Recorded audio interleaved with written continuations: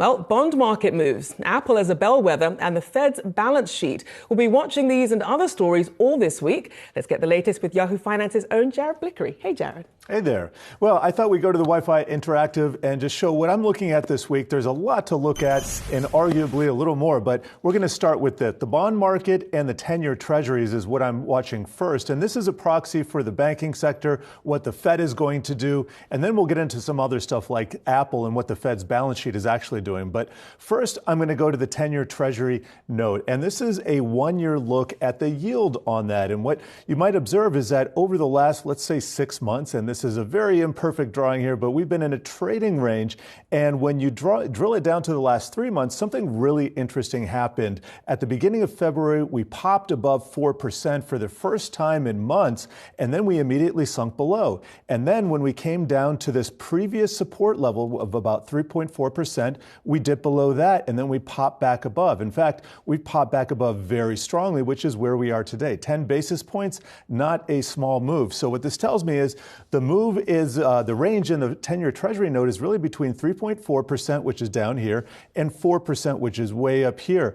Anything in between, just kind of noise. But the direction should tell you which asset classes are going to be favored more. When yields are rising, that tends to weigh on growth stocks. So not surprisingly, when we saw this big decline here, that was favoring the mega cap trades, which brings me to my second thing here that I'm watching. That is Apple as a bellwether for tech stocks. So let me get back to our charts. I'm going to show you what's been happening at Apple. It has been moving very productively, but I think it has hit some potential longer-term resistance. Now, here's a 2-year chart. I'm going to draw some trend lines here, and it is right smack up against this upper one here. And then if we can also draw some upward sloping trend channels in here, forgive the amount of technical analysis, but it's what I do. And suffice to say, we are up against some pretty formidable potential resistance. Now, Apple could spike higher to 1.65. You can see it's hovering just below 160 right now. But I think absent a major catalyst, Apple's move probably done for the meantime, especially since it's unlikely. We were just looking at 10-year T-note yields. Those would probably have to fall a bit farther to support the Apple trade. Now, finally, the third thing I'm looking at, a little bit more esoteric. You're not going to necessarily find this ticker on the Yahoo Finance ticker site, or excuse me, Yahoo Finance site here, but the Fed's balance sheet is something that tells us a few different things. Now, at 1 year ago, this was the height of basically the Fed's balance sheet before they started reining it in, before they started raising rates aggressively. That began in March of last year. Shortly thereafter, the Fed's balance sheet peaked just short of $9 trillion in assets, and it shrank all the way down to $8.3 trillion.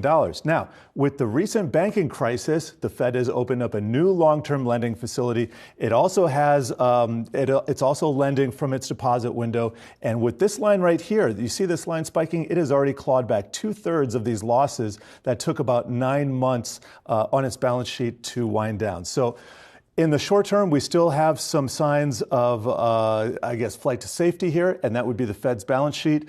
And we're probably not going to see some huge moves into the big tech mega caps like Apple, but watch that 10-year T-note yield. As it rises here, if it climbs to the upper end of its range, probably going to be a hamper on those big growth stocks, maybe favoring those cyclicals, Rochelle. Something to keep an eye on. Certainly people wondering if they should hold on to their cash or get into some of these bigger trends. Great stuff there, Jared Blikre, there for us.